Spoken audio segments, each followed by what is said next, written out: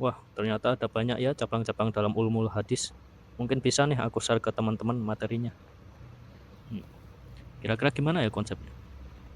Kalau buat video gitu mungkin bisa. Gas lah.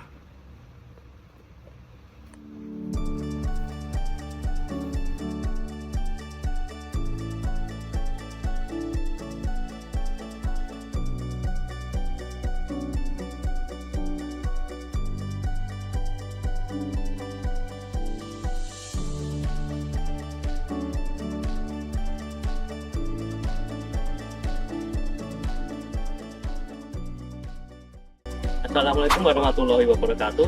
Perkenalkan, nama saya Muhammad Ridwan Kurniawan dengan NIM 241060500043. Di sini saya akan membawakan materi terkait cabang-cabang ulumul hadis. Nah, teman-teman pernah dengar nggak sih apa itu ulumul hadis? Nah, ulumul hadis adalah ilmu yang mempelajari tentang hadis, dan cabang-cabangnya adalah beberapa cabang yang terkait dengan ulumul hadis. Nah, untuk cabang-cabang ulum hadis sendiri, yang pertama ada ilmu rijalul hadis, yang kedua ada ilmu jarh wa ta'dil, dan yang ketiga ada ilmu mustalah hadis, yang keempat ada ilmu tahrij hadis, yang kelima ada ilmu ilal hadis, dan yang terakhir ada ilmu gharibul hadis. Semua ini berperan untuk memilah mana hadis yang otentik dan mana hadis yang Yang pertama ada ilmu rijalul hadis. Ilmu ini membahas terkait perawi-perawi dari beberapa hadis. Ini berisi terkait gimana perawi tersebut lahir, gimana perawi tersebut tinggal, dan apakah perawi tersebut suka berbohong.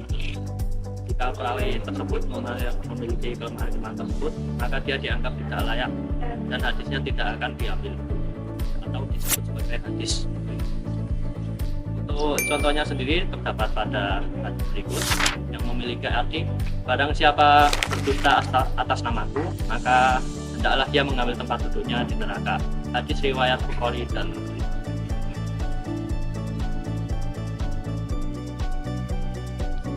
Oke, yang selanjutnya ada ilmu mustalah hadis. Ilmu ini membahas terkait 3 pembagian hadis. Yang pertama adalah hadis sahih, yang kedua ada hadis hasan, dan yang ketiga ada hadis dhaif. Ilmu ini bertujuan agar umat Islam tidak kebingungan untuk mencari dalil dari suatu hadis. Dan yang kedua ada ilmu tahrij hadis. Ilmu ini mempelajari dan menelusuri kitab-kitab hadis seperti Bukhari, Muslim, dan kitab-kitab lainnya agar kita mampu mencari dalil yang benar terkait suatu hadis. Terkadang ada suatu hadis yang sanadnya seolah terlihat sempurna, namun ternyata terdapat suatu kecacatan kecil dalam hadis tersebut.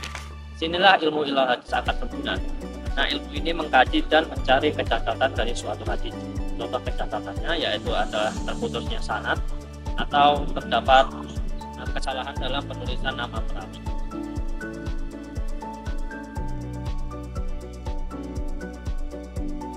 Dan yang terakhir ada ilmu gharibul hadis. Ilmu ini mempelajari terkait suatu istilah-istilah yang asing atau suatu kata yang asing. Terkadang kita sering mendengar kata yang asing dalam suatu hadis, dan kita bertanya-tanya apa sih arti kata tersebut.